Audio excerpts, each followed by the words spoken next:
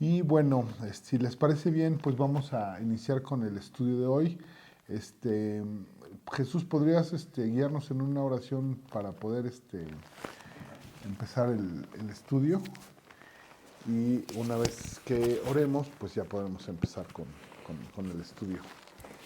Señor, pues te damos las gracias por darnos la oportunidad de estar aquí reunidos para escuchar tu palabra y para poder recibir tus enseñanzas a través de Armando. Te pido que lo bendigas y que pues el mensaje que hoy vamos a ver pues nos llegue a nuestro corazón, que lo podamos aplicar a nuestra vida diaria, a nuestra vida cotidiana y que no solamente sean palabras que pues escuchemos y las olvidemos el día de mañana, sino que en verdad las apropiemos en nuestro corazón y las podemos reflexionar, digerir y hacerla parte de nuestras vidas. Señor, te pido por todos los que están aquí reunidos presencialmente y también por los que escucharán este mensaje a la distancia y también por los que van a escuchar posteriormente este estudio. Te lo pedimos en el nombre de Cristo Jesús. Amén. Amén. Amén. Este, gracias, Jesús. Y bueno, comentarles que el día de hoy vamos a seguir en el estudio y los estudios que hemos venido realizando sobre el libro de Mateo. Recordarán que en los estudios de las semanas previas, pues ya estamos entrando en la parte de la parte, vamos a decir, más difícil en el sentido de analizar cuáles son las circunstancias de la pasión de Cristo, de su detención y los hechos que lo llevaron, y así como están narrados en los evangelios, pues, al suplicio en la cruz, ¿no? Hace 2 semanas lo que empezamos a estudiar fue el momento en el que Jesús es detenido. La semana pasada estudiamos el juicio ilegal de Jesús, ¿no? Los hechos en la casa de Caifás y ante el concilio del Sanedrín de judíos. Y pues fuimos analizando cada una de las ilegalidades, de las cosas que eran inválidas de esa forma en la que fue juzgado por este concilio. Y pues fuimos prácticamente haciendo una clase de leyes, ¿no? Una clase de derecho que les decía, ¿no? Y pues como vimos, era un juicio plagado de irregularidades. Pero bueno, hoy nos vamos a abocar a los siguientes versículos. Nos vamos a centrar en el pasaje que está en Mateo 26, versículos 69 a 75, y el estudio se titula La caída de un cristiano, ¿sí? Entonces, bueno, de inicio vamos a entrar a leer este pasaje y vamos a regresar a él para decir y para descubrir una enseñanza muy importante que está ahí, ¿no? En estos versículos, ¿sí? Les digo, como preámbulo, acababa de ocurrir la detención de Jesús, lo habían llevado a la casa primero de Anás, luego de Caifás, y luego había estado en el concilio. Todo esto había sucedido en la noche, y con un montón de, vamos a decir, problemas y violaciones legales de acuerdo a la ley judía, que también vimos. Es una ley que, aún siendo época antigua, tenía una serie de reglas que garantizaban pues, los derechos mínimos de una persona que es juzgada, ¿no? Entonces, en el contexto de la detención de Jesús, el interrogatorio que sufrió y sobre todo lo último que eran unas agresiones que estaba recibiendo ya Jesús, es que nosotros empezamos este estudio el día de hoy, ¿no? Entonces, bueno, dice así Mateo 26, versículos 69 al 75. Pedro estaba sentado fuera en el patio y se le acercó una criada diciendo: tú también estabas con Jesús el Galileo. Mas él negó delante de todos diciendo: no sé lo que dices. Saliendo él a la puerta, le vio otra y dijo a los que estaban allí: También estaba con Jesús el Nazareno, pero él negó otra vez con juramento, no conozco al hombre. Un poco después, acercándose los que por allí estaban, dijeron a Pedro, verdaderamente también tú eres de ellos, porque aún tu manera de hablar te descubre. Entonces él comenzó a maldecir y a jurar, no conozco al hombre, y enseguida cantó el gallo. Entonces Pedro se acordó de las palabras de Jesús que le había dicho, antes que cante el gallo, me negarás 3 veces. Y saliendo fuera, lloró amargamente. ¿Sí? Bueno, este es el pasaje del día de hoy. Es un pasaje, pues vamos a decir que conocido, quizás no en los detalles, pero sí en la esencia. Se llega a decir a una persona que de pronto te desconoce, me estás negando como Pedro, ¿no? Se le llega a decir así como alguien que también traiciona, ¿no? Que está negando, que me estás desconociendo como Pedro, ¿no? Así se llega a decir, ¿no?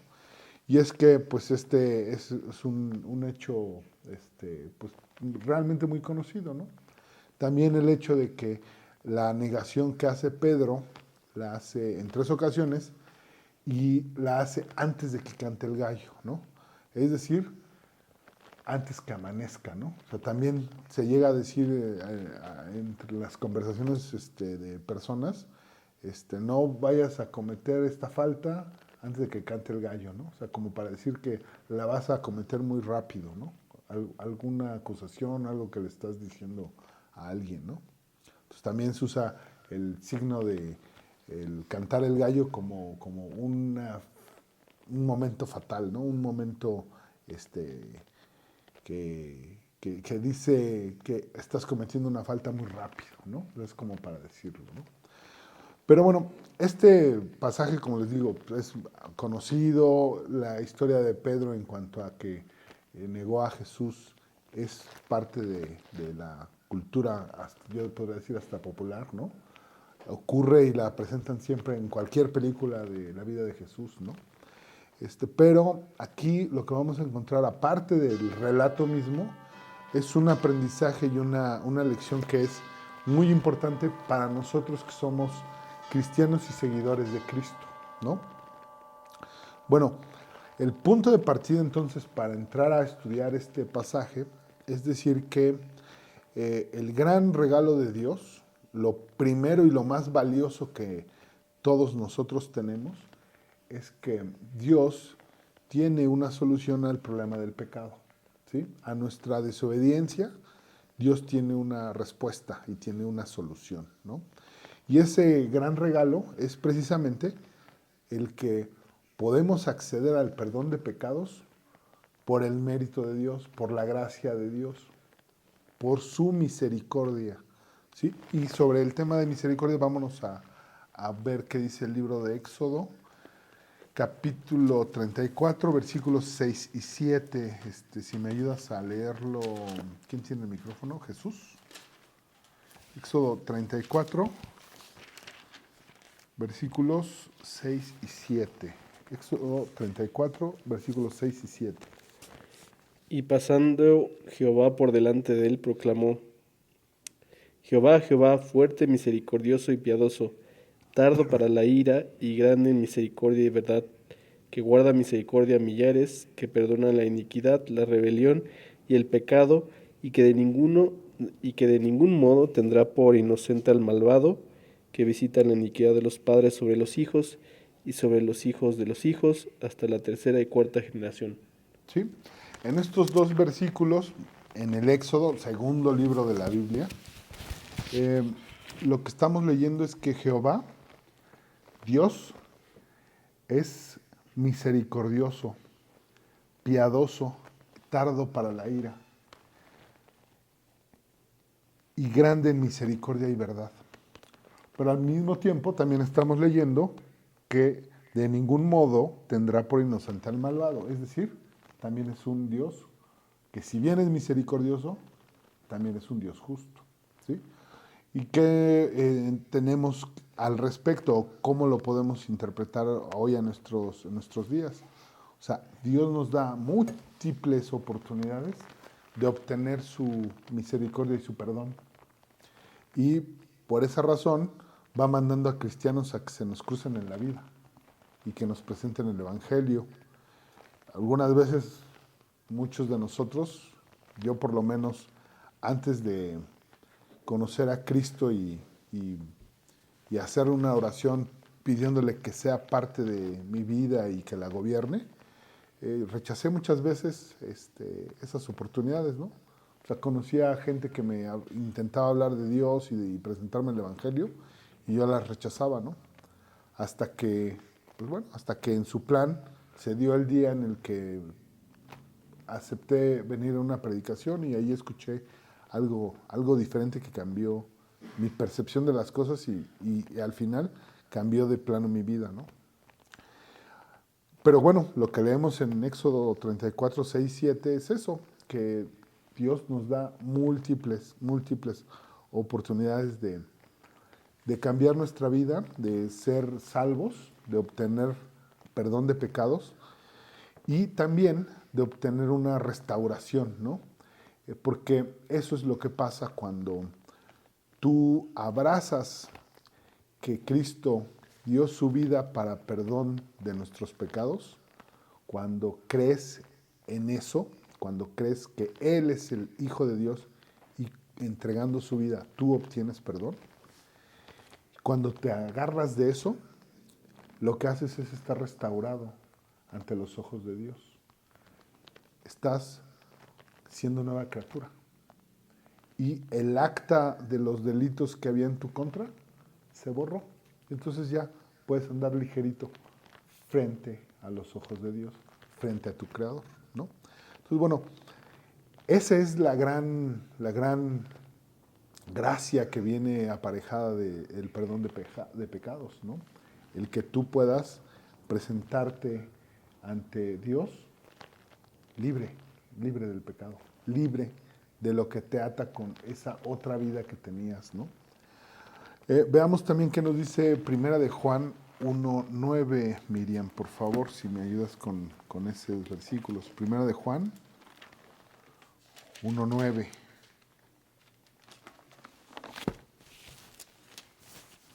Si confesamos nuestros pecados, Él es fiel y justo para perdonar nuestros pecados y limpiarnos de toda maldad. ¿Sí? Que esa es también la manera en que nos restaura, ¿no? Confesar nuestros pecados. ¿A quién? A Él mismo, ¿sí? No tenemos que ir ante cualquier otro mediador. Que es muy útil compartirlo con los hermanos, con tu pastor, con tu guía, porque Él te va a dar, no sé, algún consejo, alguna orientación, pero en realidad no es un requisito.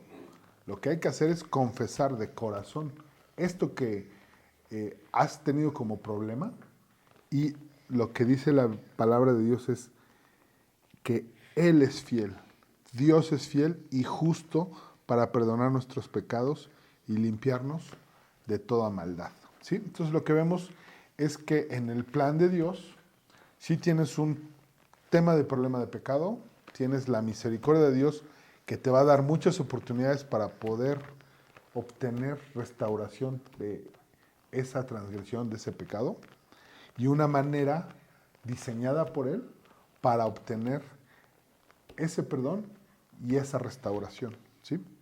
Entonces, bueno, lo que vamos a ver en estos dos versículos está relacionado directamente con el pasaje en donde vemos que Pedro cayó, ¿no? Pedro cayó y cayó de una manera profunda, pero también la restauración que Dios hace de Pedro es maravillosa. No solo es maravillosa porque restituye a una persona que cayó y que hizo algo que a todas luces para todo mundo es censurable, de señalar.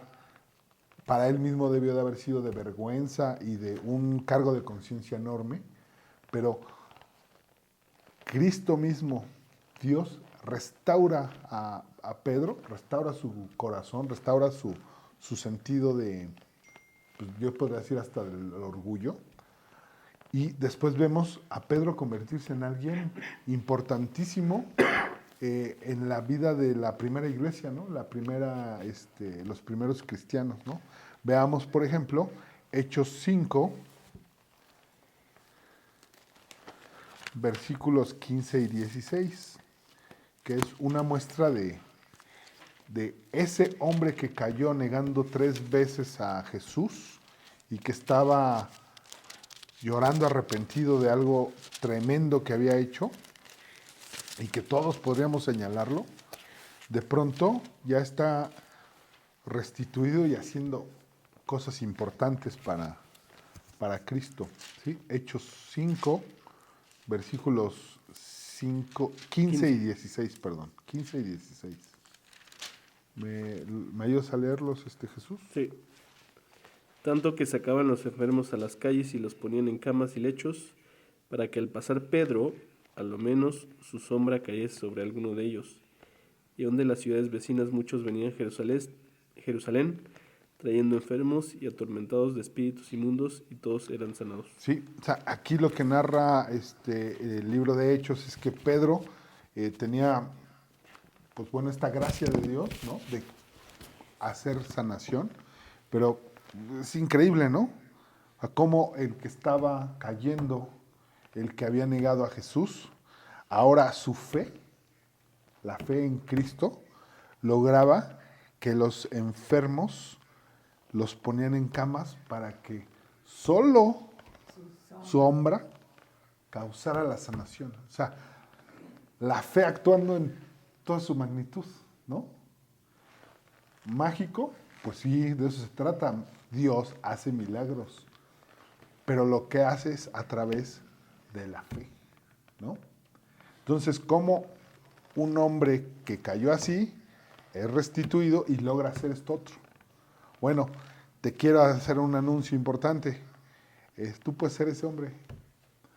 No en el sentido de hacer esta curación milagrosa, sino de hacer una cosa todavía más tremenda, ¿sí?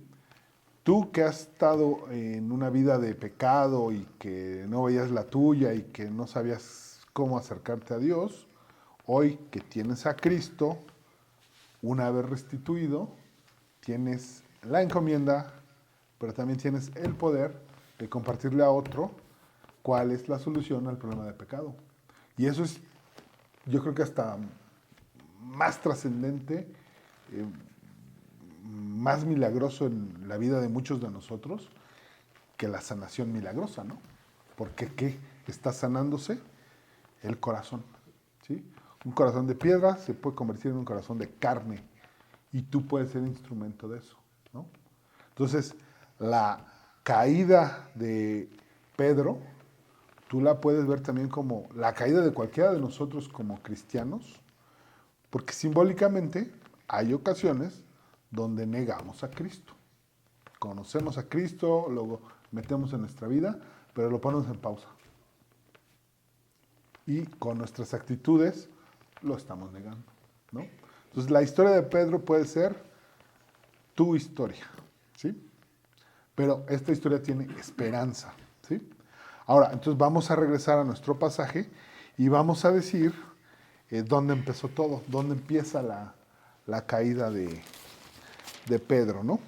Y bueno, de inicio decir que la caída de Pedro no inicia en el versículo 69. Vamos a decir que la caída de Pedro no inicia en la casa de Caifás o incluso en el lugar en donde es detenido Jesús, ¿no? Ahí hay otros hechos, pero yo te podría decir que la caída de Pedro comienza un poquito antes, en Mateo 26:33, ¿sí? Mateo 26:33 nos dice, respondiendo Pedro le dijo, aunque todos se escandalicen de ti, yo nunca me escandalizaré. ¿Sí? Esta era la respuesta de Pedro cuando Jesús anunció que se iban a escandalizar y que se iban todos a huir, ¿no? Cuando iba a ser detenido. Pedro dijo, no, yo estoy muy seguro, ¿no? Dice, aunque todos se escandalicen de ti, yo nunca me escandalizaré. Y este es un problema, ¿no? Cuando un ser humano utiliza esas palabras absolutas, nunca, nunca. Pues nunca se imaginó que iba a estar en una situación en donde no iba a tener la fortaleza para señalarse cristiano, seguidor de Cristo, ¿no? O sea, porque lo que está pasando en las 3 ocasiones en las que niega a Jesús, está negándose su propia identidad. O sea, él ya era seguidor de Cristo. Él ya era un cristiano, ¿no? Y lo que está diciendo es, no, yo no soy, o sea, a mí no me volteen a ver, yo no soy de esos, ¿no? ¿Por qué? Pues porque su vida estaba en riesgo, ¿no? Pero aquí empieza la caída de Pedro, ¿no? Cuando él se asume muy seguro de sí respecto de esa identidad, ¿no? ¿Por qué? Porque estaba fundando su fortaleza en sus propias fuerzas, no en la fuerza de Dios, ¿no? Sino en sus propias fuerzas. Y porque además también no estaba oyendo todo lo que estaba diciendo Jesús. A Jesús ya lo habían oído anunciar muchas cosas. Y sobre todo habían visto las cosas milagrosas que realizaba. La curación de enfermos, traer de nuevo a la vida a su amigo Lázaro. Tantas y tantas señales. Tantas señales. El propio Pedro había reconocido la divinidad de Cristo. Entonces, si les estaba diciendo, se van a escandalizar de mí y se van a dispersar, pues digamos que lo lógico era creerle a Cristo, ¿no? Ah, pero lejos de eso, yo voy por delante. Yo porque tengo un ego muy grande, un yo muy fuerte, voy a decir que yo voy a ser distinto a estos otros 11, ¿no? Y entonces no voy a caer, ¿no? Y pues de inmediato Jesús le anuncia lo que va a pasar, ¿no? Veamos también Mateo 26, los siguientes 2 versículos, 34 y 35. Dice, Jesús le dijo, de cierto te digo que esta noche, antes que el gallo cante, me negarás 3 veces. Y Pedro le dijo, aunque me sea necesario morir contigo, no te negaré. Y todos los discípulos dijeron lo mismo. O sea, de veras sí se necesita tener mucha autoestima para llevarle la contra a Jesús, ¿no? Te lo dijo una vez, te lo dijo 2 veces. Y en la primera tú, pues, la reacción puede ser espontánea, ¿no? Pero la siguiente, o sea, la segunda ya es estar muy necio, ¿no? Y otra vez, la caída de Pedro inicia en su seguridad, en tener seguridad de que con sus fuerzas era suficiente. Cuando no, cuando sus fuerzas no daban para tanto, porque venían cosas tremendas, ¿no? ¿Y qué es lo que empieza a ver Pedro como acto previo al momento en que niega? Que ya empiezan a insultar y a bofetear y a empezar a maltratar a Jesús, ¿no? Entonces los maltratos iniciales son lo que lleva a Pedro a tener miedo, ¿no? Que va a desembocar en las negaciones, ¿no? Veamos qué nos dice Primera de Corintios 10:12. Primera de Corintios 10:12. Y este es así como directo a Pedro, a ese Pedro que está diciendo, yo no voy a negarte, y si tengo que morir, voy a nunca te voy a negar, ¿no? Y ese también es un mensaje para cada uno de nosotros, ¿no? Miriam, si lo quieres leer, por favor, 1 Corintios 10:12. Así que el que piensa estar firme, mire que no caiga. ¿Sí? Así que el que piensa estar firme, es decir, estar firme en tus fuerzas, ¿no? Así que el que se crea muy seguro porque todo su talento, todo su valor, lo tiene firme, mire que no caiga, ¿sí? Entonces yo te podrá decir como primera lección importante de este estudio es que no pongas tu seguridad en tus talentos, en tu situación económica, en tu belleza, en aquello que te dé a ti fuerza y orgullo, ¿no? No descanses en ese orgullo, en esas fuerzas, la seguridad de lo que te vaya a acontecer, ¿no? Ahí no está tu seguridad, porque pues las capacidades humanas son limitadas, ¿no? Las que no son limitadas son las capacidades de Dios, la fuerza de Dios, el poder de Dios. Entonces, de inicio, como primer elemento de este estudio es, eh, realmente cuando crees que estás fuerte en tus fuerzas, no estás fuerte, estás muy débil. Y esto es el inicio de la caída de Pedro, ¿no? Veamos también Juan 18, versículos 10 y 11, ¿sí? Que es otra manifestación del cómo Pedro se sentía muy fuerte. Juan 18, versículos 10 y 11. Juan 18, versículos 10 y 11, que esto es cuando está ocurriendo la detención de Jesús, ¿no? ¿Me ayudas a leerlo, Sí. Jesús? Entonces Simón Pedro, que tenía una espada, la desenvainó e hirió al siervo del sumo sacerdote y le cortó la oreja derecha. Y el siervo se llamaba Malco. Jesús entonces dijo a Pedro, mete tu espada en la vaina. La copa que el Padre me ha dado, ¿no la he de beber? ¿Sí? Y aquí vemos justo el contraste. En el versículo 10, Pedro, que nos dicen, tiene una espada, la desenvainó. Claro que una persona se siente fuerte si tiene una espada, ¿no? Y además si la sabe usar, ¿no?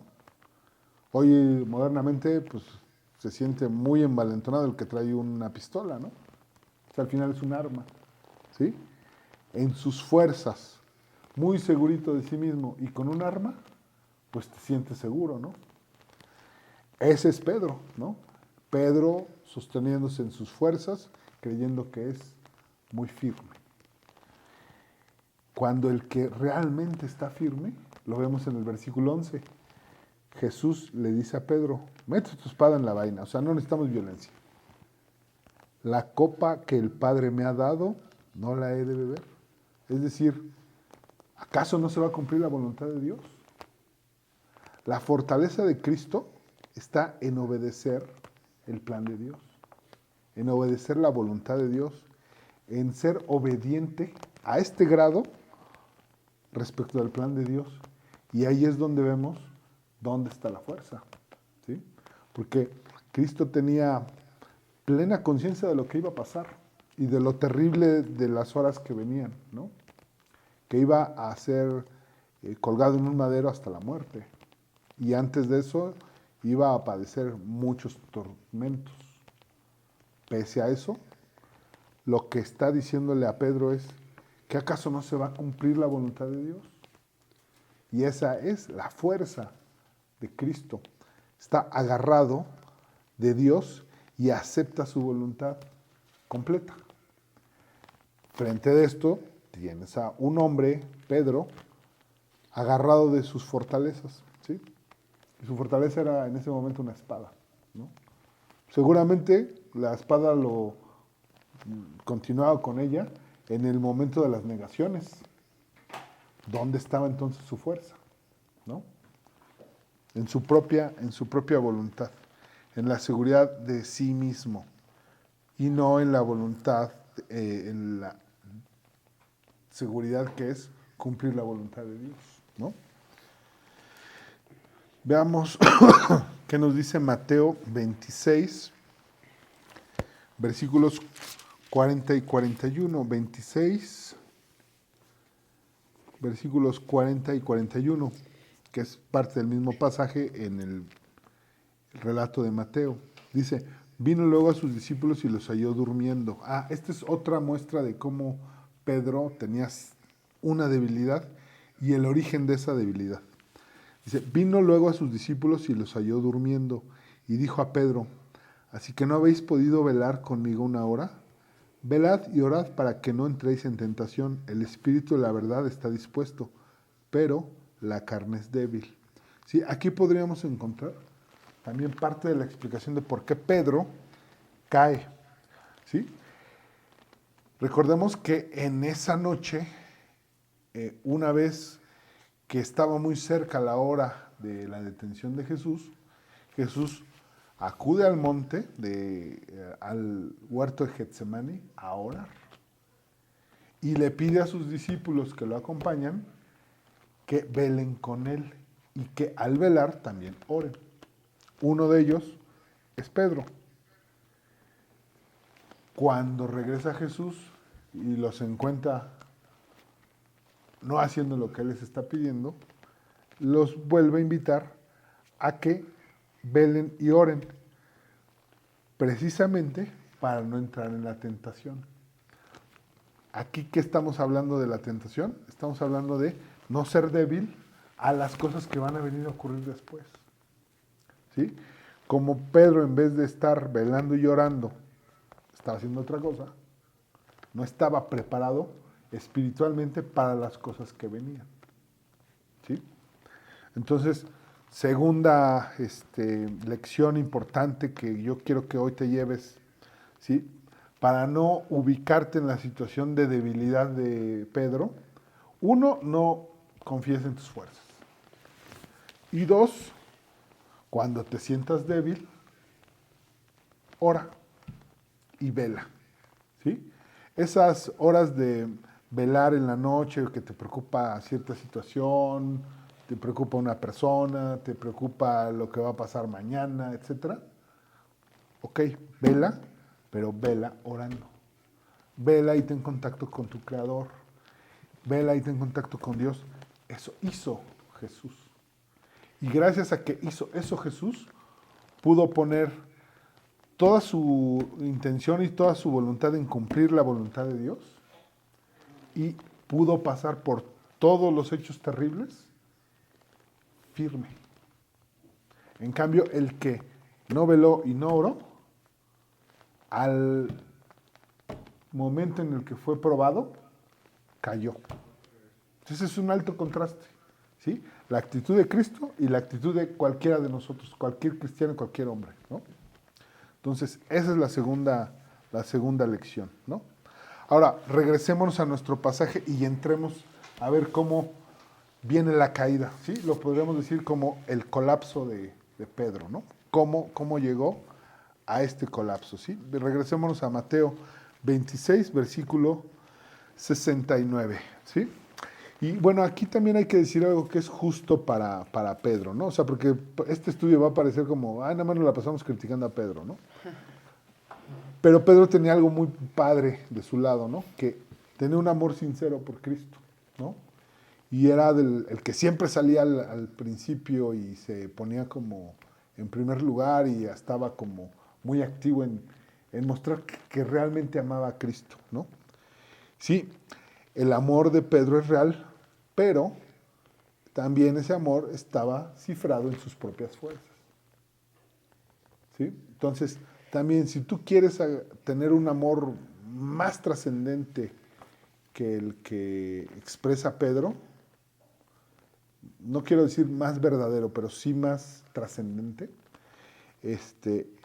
cífralo en Dios, en cumplir su voluntad, en cumplir con sus principios, en tener una relación estrecha con Él, ¿no? O sea, Pedro la tenía, pero seguía estando, relacionándose en sus fuerzas, de su forma, a su manera, ¿no? Cuando vemos sobre todo en el libro de Hechos, cómo la actitud de Pedro es de obediencia y sumisión, incluso a la reconvención que de pronto le llega a hacer Pablo, ¿sí? Sometido a la voluntad de Dios, vemos a un Pedro extraordinario. Vemos a otro Pedro, ¿no? Vemos a un Pedro que hace cosas importantes y que da enseñanzas completamente armonizadas con la voluntad de Dios, ¿no? Veamos qué nos dice Juan 18, versículos 15 y 16. Juan 18, versículos 15 y 16.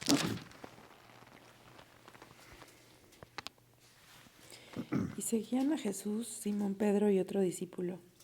Y este discípulo era conocido del sumo sacerdote, y entró con Jesús al patio del sumo sacerdote. Mas Pedro estaba fuera, a la puerta. Salió pues el discípulo que era conocido del sumo sacerdote y habló a la portera e hizo entrar a Pedro. ¿Sí? O sea, estamos viendo que Pedro, si bien al principio se separa, va y continúa siguiendo la pista de a dónde llevan a Jesús, ¿no? Aquí nos está narrando que Pedro estaba afuera, o sea, indica que siguió el trayecto de la detención de Jesús y estaba a la puerta. A la puerta es donde quieres enterarte de lo que está pasando adentro, ¿no? Salió pues el discípulo que era conocido del sumo sacerdote y habló a la portera e hizo entrar a Pedro. O sea, el Pedro logra atestiguar parte de lo que está ocurriendo en el concilio. Entonces la criada portera dijo a Pedro, ¿no eres tú también de los discípulos de este hombre?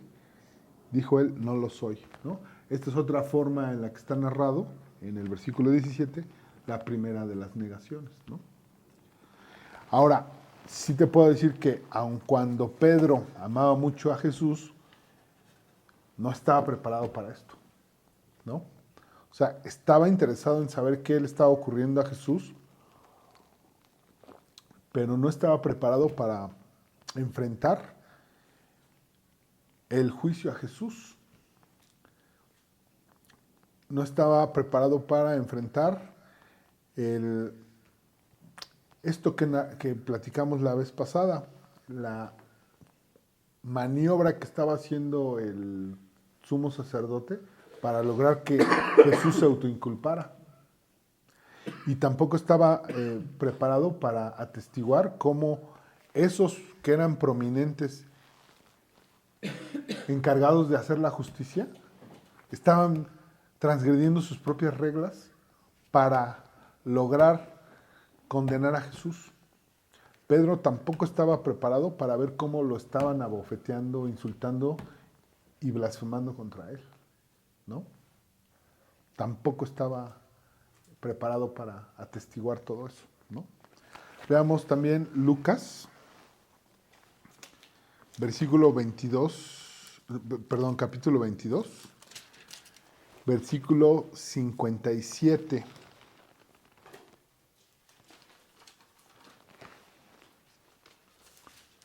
¿Tú tienes el micrófono, Jesús, o lo leo? Sí, lo tengo. Sí, que es la misma negación, ¿no? Dice, pero él le negó diciendo, mujer, no lo conozco. Sí. En el 56 está narrado lo mismo que acabamos de ver, ¿no? Pero una criada, al verle sentado al fuego, se fijó en él y dijo, también estaba con él. Pero él no lo negó, diciendo, mujer, no lo conozco, ¿sí? No conozco a Jesús, ¿no?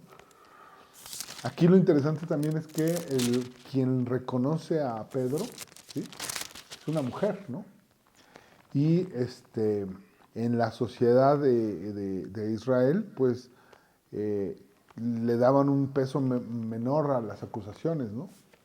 No obstante eso, fue suficiente para que Pedro tuviera miedo y negara a Jesús. La negación también la vemos en Marcos 14, versículo 68. Marcos 14, versículo 68. Se los leo. Mas él negó diciendo, no le conozco, ni sé lo que dices. Y salió a la entrada y cantó el gallo, ¿sí? Entonces, el Evangelio de Marcos, de Lucas y obviamente el que estamos leyendo de Mateo nos están diciendo en todos que Pedro negó a Jesús, cuando menos esas 3 ocasiones, ¿no? Y que esto se dio antes del amanecer, antes del canto del gallo, ¿no?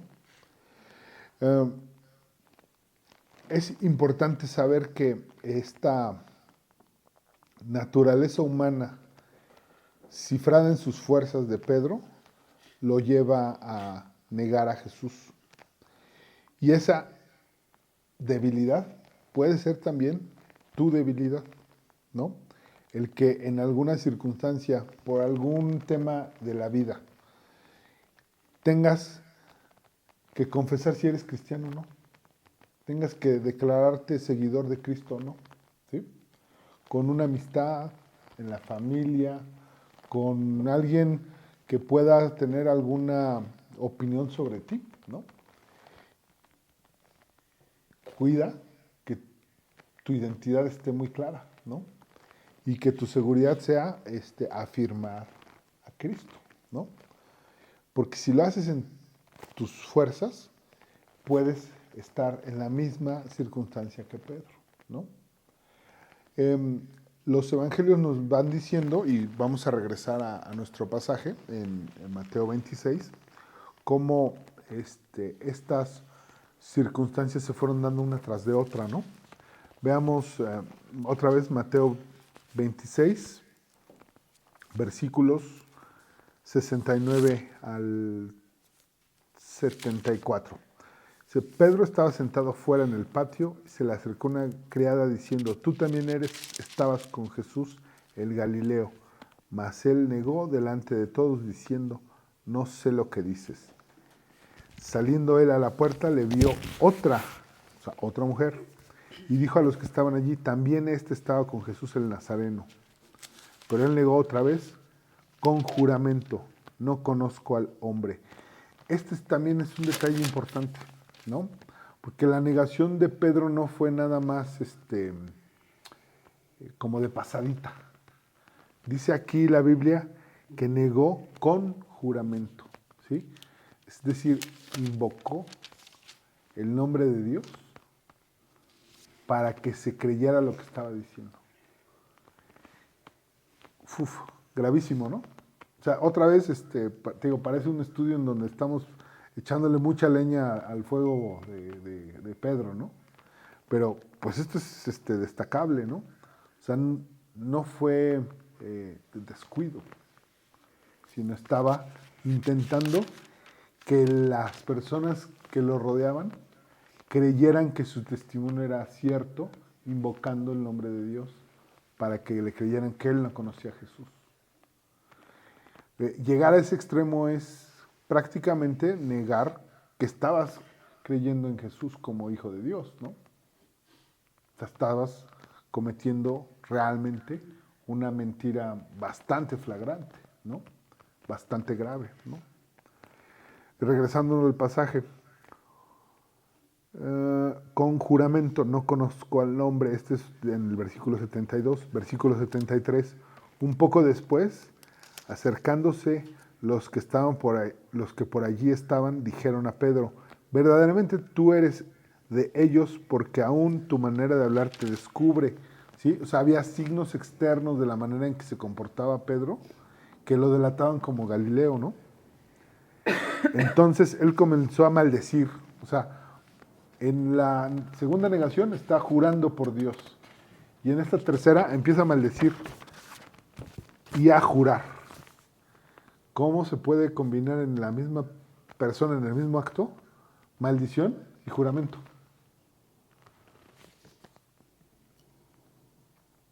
Como búsqueda de que le creyeran que no conocía a Cristo, ¿sí?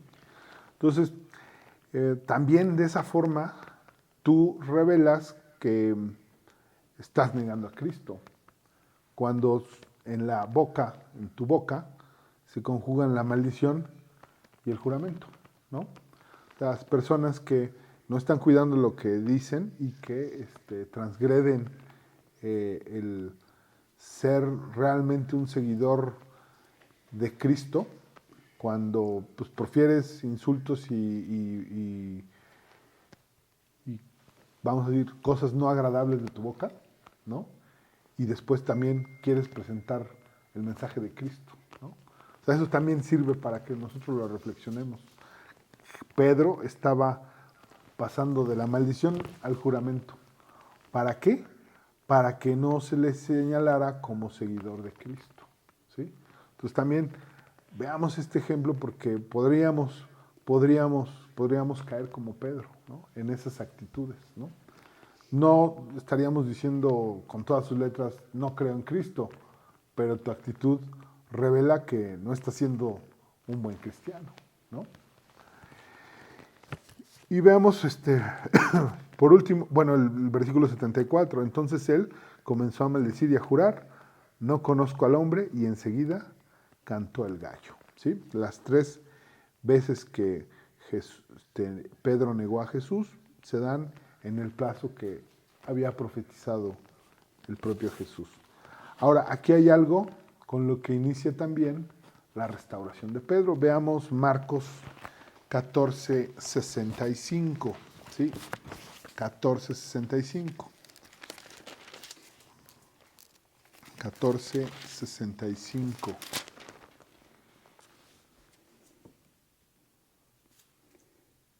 ¿Sí? Que este es parte de las cosas que le debían de haber dado miedo a Pedro, ¿no? Miriam. Y algunos comenzaron a escupirle y a cubrirle el rostro y a darle de puñetazos y a decirle, profetiza. Y los alguaciles les daban bofetadas. Sí, sí, o sea, estaba en ese ambiente de violencia ya manifiesta, ¿sí? Y esto, les digo, es lo que explicaría que Pedro tuviera esta actitud de miedo, ¿sí? Que sus fuerzas y su espada ya no fueran suficientes porque estaban viendo a hombres prominentes agredir a Cristo, ¿no? Pero en ese contexto, en esa agresión que estaba sufriendo Jesús, Jesús tiene un pequeño detalle que a veces nos podría pasar desapercibido y que conviene verlo.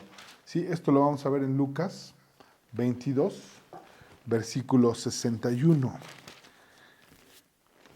Lucas 22, versículo 61. ¿Lo puedes leer, Jesús? Entonces, vuelto el Señor, miró a Pedro y Pedro se acordó de la palabra del Señor que le había dicho, antes que el gallo cante, me negarás 3 veces. ¿Sí? O sea, está ocurriendo estas agresiones, Pedro las está viendo, a Pedro le están preguntando si es seguidor de Cristo, pero lo que quiero que te des cuenta es que en ese contexto tienes a Pedro atemorizado, a Cristo recibiendo estas agresiones, pero Cristo ocupado de Pedro. ¿Sí? Dice el versículo 61, entonces, vuelto el Señor, miró a Pedro. O sea, todavía en ese contexto, Cristo dice se vuelve, ¿no? Dice, vuelto el Señor. Si estaba en una posición, lo que hizo fue voltearse para voltear a ver a Pedro, ¿sí? Esa mirada, Pedro la interpretó como, y aquí nos dice, y Pedro se acordó de la palabra del Señor que había dicho, antes que el gallo cante, me negarás 3 veces. Versículo 62, y Pedro saliendo fuera, lloró amargamente, ¿sí? La sola mirada de Jesús hizo que Pedro recordara la profecía de sus negaciones, pero también tocó el corazón de Pedro y dice, y saliendo fuera, lloró amargamente. Y ahí empieza la restauración, porque él podría haber sido también indiferente, ¿no? O sea, ya negó 3 veces a Cristo y pudo decir, bueno, ya me voy a continuar mi vida. Pero sí sintió arrepentimiento, sí sintió culpa y sí se entristeció porque se cumplió eso que había sido anunciado, ¿no?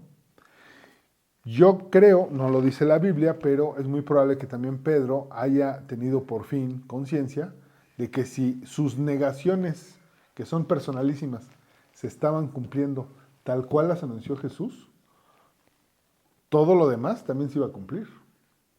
Y yo creo que ahí fue, como dicen los psicólogos, el insight de Pedro, de que también iba a ser torturado, entregado a sus perseguidores, puesto en un madero, iba a perder la vida. ¿No? Todos esos hechos, que ya habían sido también anunciados por Jesús, se iban a cumplir. Porque sus 3 negaciones, que eran las únicas cosas que podía controlar Pedro, se estaban cumpliendo. Yo creo que ahí también se dio cuenta de eso. Pero aquí lo valioso, y es la parte con la que podríamos iniciar la parte de la restauración de Pedro, está en que está en el versículo 62 de Lucas, ¿no? Y Pedro saliendo fuera lloró amargamente, ¿sí? Y esta actitud también es una actitud correcta de Pedro, ¿sí? O sea, ya le pasó lo que le pasó, ya se cayó, ya negó a Cristo, pero tuvo sinceridad en su arrepentimiento, ¿sí? Lloró amargamente, ¿sí? Uno no llora amargamente si no le está pasando algo esencial en tu ser, ¿no? Y aquí es donde empieza el cambio en la vida de Pedro, ¿no? Porque hasta ese momento había estado muy seguro de sus fuerzas, muy seguro de sus capacidades, muy seguro con su espada, ¿sí? Pero todo lo que estaba aconteciéndole a Jesús y él no estar preparado para eso, él no estar en el dominio de las cosas cuando sabes que están en control de Dios, ¿no? O sea, con la seguridad de que Dios controla todo y todas las cosas están pasando de acuerdo a su plan, ¿no? Lo puso en una desventaja que lo llevó a caer. Pero con este arrepentimiento empieza a cambiar el camino, ¿no? Podríamos decir que Jesús restaura a Pedro desde este momento, desde que lo mira y le provoca el sentimiento que lo lleva a llorar amargamente y a arrepentirse, ¿sí? Y otra vez regresamos a los versículos que vimos muy al principio, ¿no? Que el que cree que esté firme, mire que no caiga. Y que si confesamos nuestros pecados, porque este llanto de Pedro era eso, la confesión de que él se había equivocado, de que él había caído y de que se había negado su propia identidad de seguidor de Cristo, ¿sí? Y es el momento en el que empieza la restauración que solo puede lograr Dios, ¿no? Veamos qué nos dice Juan 21:17. Juan 21. 17, que en realidad es el pasaje que yo creo que podríamos leer desde el versículo 15, que es una vez que Jesús ha resucitado, ¿no? Jesús resucita, camina con sus discípulos, tiene varios encuentros con ellos y aquí está narrado algo de lo que pasa con ellos, con sus discípulos. ¿Sí? Voy a leer del 15 al 17. Cuando hubieron comido, Jesús dijo a Simón Pedro: Simón, hijo de Jonás, ¿me amas más que estos? Le respondió: sí, Señor, tú sabes que te amo. Él le dijo: apacienta mis corderos. Volvió a decirle la segunda vez: Simón, hijo de Jonás, ¿me amas? Pedro le respondió: sí, Señor, tú sabes que te amo. Le dijo: pastorea mis ovejas. Le dijo la tercera vez: Simón, hijo de Jonás, ¿me amas? Pedro se entristeció de que le dijese la tercera vez: ¿me amas? Y le respondió: Señor, tú lo sabes todo, tú sabes que te amo. Jesús le dijo: apacienta mis ovejas. ¿Sí? Aquí, pues digo, no deja de ser remarcable que son 3 veces las que Jesús le pregunta a Pedro si lo ama. exactamente las 3 veces que negó, ¿no? 3 veces en las que tiene de nuevo la oportunidad de declarar su amor a Cristo. Y el amor, como decíamos, ese no está en duda, ¿no? O sea, Pedro lo amaba, pero lo amaba en sus fuerzas. Y la manera que tiene Cristo de restaurar es, además de darte la oportunidad de que le declares ese amor, esa nueva identidad, o sea, tu identidad de seguidor de Cristo, es que le da una encomienda, ¿no? Haz el plan de Dios, ¿no? Le está diciendo, ve y cuida a las ovejas, apacienta a los corderos. ¿Qué le está diciendo? Cuida al rebaño. ¿Qué es el rebaño? El rebaño es los demás creyentes, ¿sí? Trabaja con ellos. Ayuda a que esta iglesia se sostenga y crezca, ¿no? Eso es lo que le está diciendo. Nos está dando a quien le restaura esta caída la oportunidad de volver a cumplir la voluntad de Dios, ¿no? O sea, esa es la manera que tiene Dios de restaurarte, ¿no? De que si tienes una caída, vas a dialogar con Dios, vas a confesarle a Él tu caída y Él te va a dar una respuesta muy clara, la misma que le va a dar a Pedro, ¿no? Ve y difunde el Evangelio. Presenta a otras personas a Cristo, ¿sí? Cuida a esas ovejas. Ocúpate de tener una palabra de consuelo a quien la esté necesitando y además de darle el consuelo, preséntale a Cristo, ¿no? Eso es la manera de restaurar la caída de Pedro, ¿no? Y esta restauración fue efectiva, como lo decíamos, se convirtió en un pilar de los primeros cristianos, ¿no? Tiene una predicación muy importante en el libro de Hechos, pero también en una carta, ¿no? Y veamos un solo versículo de esa carta, ¿no? De Primera de Pedro 3:17, donde Pedro, sin referirse directamente a este tema de sus negaciones, de una u otra forma en ese versículo sí nos da un consejo importante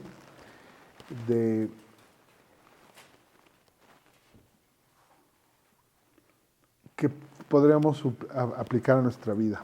Miriam, ¿tú nos lo puedes leer, por favor? Porque mejor es que padezcáis haciendo el bien, si la voluntad de Dios así lo quiere, que haciendo el mal. ¿Sí? Que eso es justo lo que hizo Cristo, ¿sí?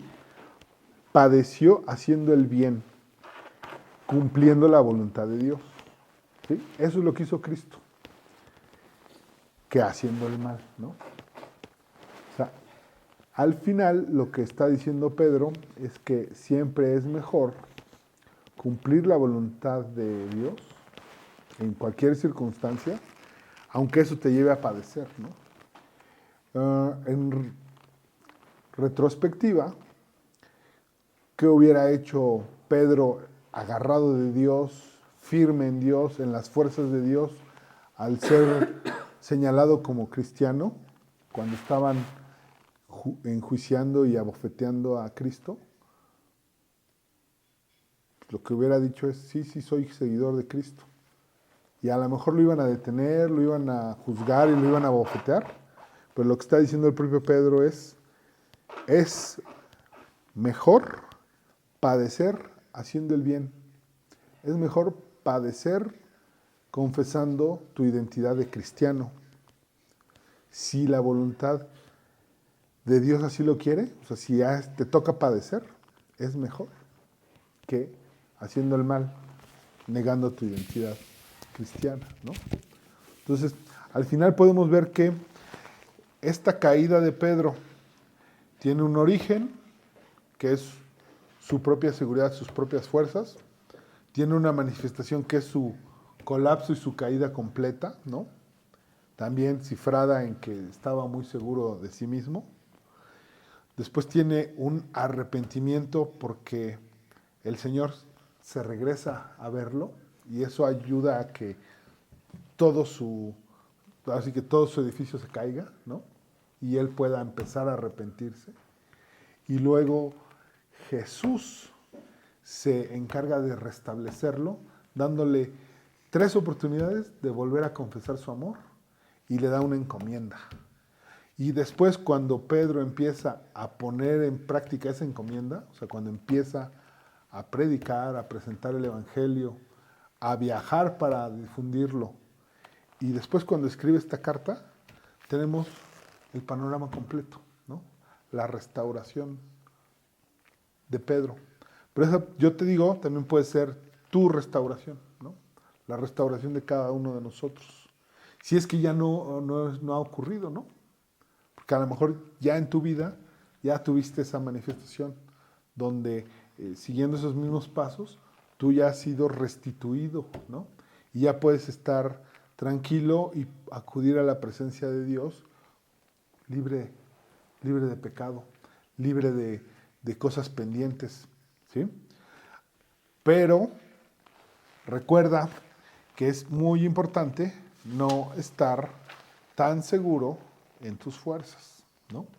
Porque en eso siempre estamos expuestos como seres humanos, ¿no? De pensar que hoy tengo la vida resuelta porque me gané la lotería, ¿no? Hoy tengo la vida resuelta porque, según yo, estoy súper sano, ¿no? Hoy tengo la vida resuelta porque todo me sale bien y hasta si me pasan los números del melate, le atino, ¿no? No, no tienes que cifrar en todo eso tu seguridad. Tu seguridad debe estar en obedecer como hizo Cristo, cumplir la voluntad, ¿no? En contraste como la caída de Pedro, el que estaba siempre firme, aunque era bofeteado, golpeado, juzgado, blasfemado, era Cristo. ¿Por qué? Porque estaba haciendo la voluntad del Padre. Ahí es donde está la fortaleza, ¿no? Entonces, bueno, este es el estudio del día de hoy. Espero que sea útil para nuestro crecimiento como cristianos. Nos agarremos muy fuerte de Dios para que ahí esté nuestra fuerza y nuestro sostén, ¿no? Y si les parece bien, oramos para seguir aquí compartiendo y compartiendo también alimentos. Padre bendito, Señor, te queremos agradecer que tú siempre has resguardado en tu palabra mensajes que son muy importantes, ¿sí? Este pasaje en particular de Pedro y cómo cayó y te negó 3 veces, es un pasaje muy bueno y muy importante porque pues también puede servir para que nosotros nos veamos reflejados ahí, para que no pensemos que nuestra seguridad la obtenemos de las cosas que da el mundo, las cosas que conseguimos, los talentos, las ventajas que creemos que tenemos, sino que agarremos y nos agarremos fuertemente de ti para pues todas las cosas, para todas las circunstancias de la vida. Que recordemos que solo tú eres el que es fuerte en las circunstancias de adversidad, cuando hay amenazas. Recordemos que somos cristianos, que somos tus hijos, que somos parte de tu familia, que estamos, vamos a decir, en tu equipo, y que esa identidad que pueda ser juzgada y perseguida por otras personas es la que nos hace realmente fuertes.